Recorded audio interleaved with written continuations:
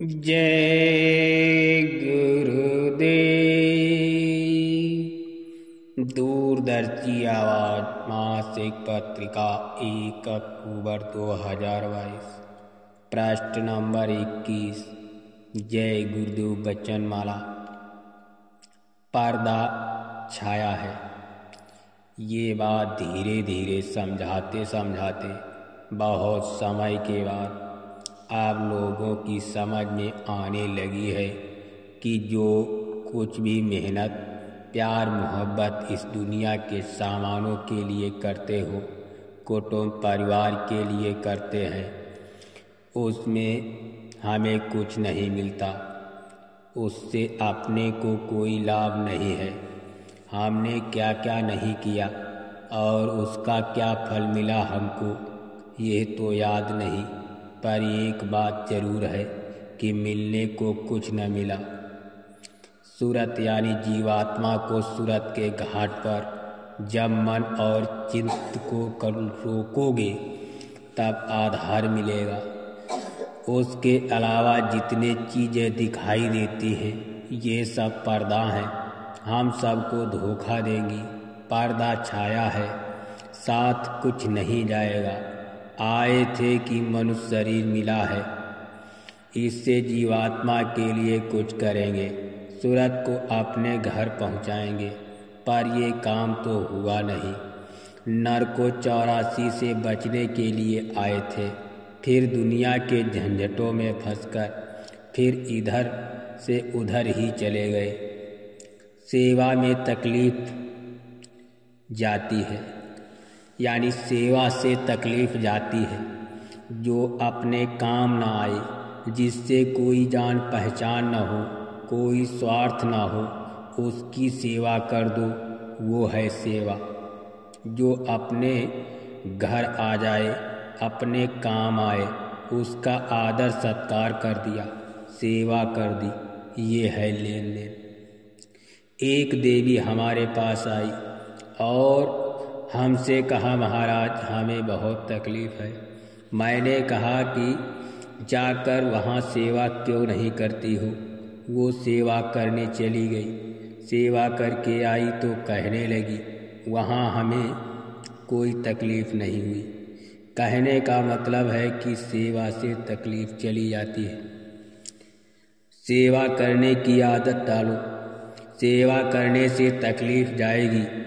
तकलीफ़ टीस मारती है तो भजन करो। मैं बराबर कहता हूँ कि तकलीफ़ तुम्हारे कर्मानुसार ही मिलती है।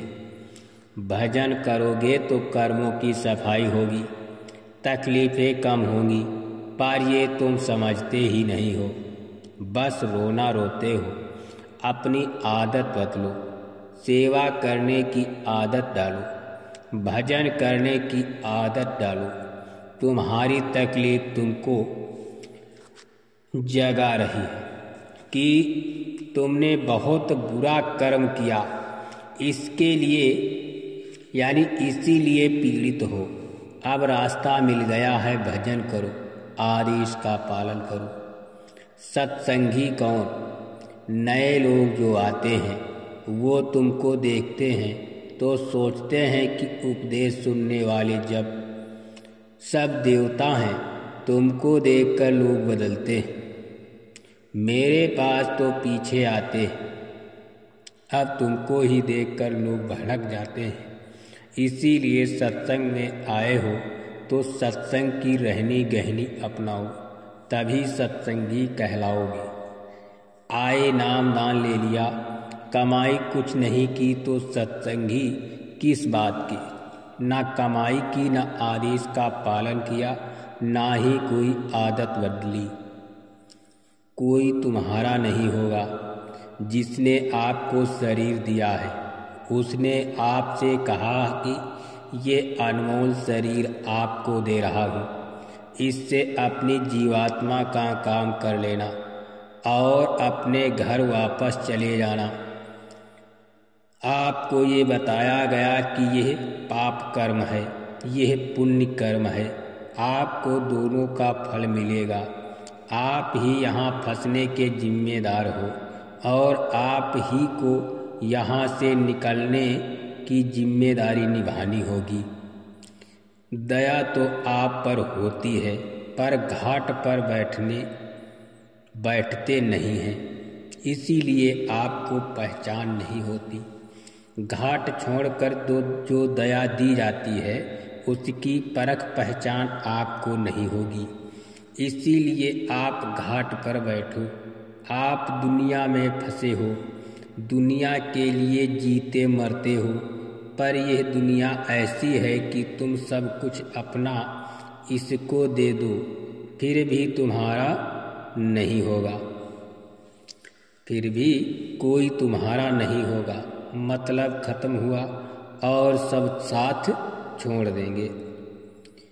जीवात्मा की बैठक यानी उसकी रोशनी के केंद्रित होने का स्थान दोनों आँखों के बीच है। जय गुरुदेव।